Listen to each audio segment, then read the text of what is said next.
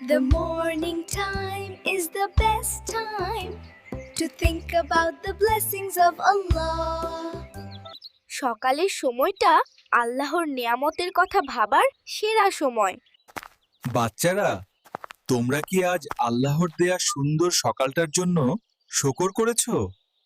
আল্লাহর শুকর করা কি খেলাধুলার মতো সহজ? বাবা, হ্যাঁ বাছা, আলহামদুলিল্লাহ বলা এইটা খুব ছোট, কিন্তু আল্লাহর কাছে খুব মূল্যবান। যে অল্পের মধ্যে দান করে আল্লাহ তাকে অনেক বেশি সওয়াব দেয়। দেখো, পানি পান করার আগে বিসমিল্লাহ বলতে হয়। বিসমিল্লাহ।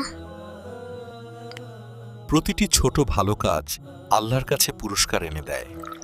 আজ থেকে আমরা প্রতিদিন একটি ভালো কাজ করব, ইনশাআল্লাহ।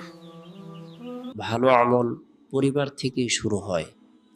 আল্লাহ আমাদের সবাই ভালো কাজ করার তৌফিক দিন।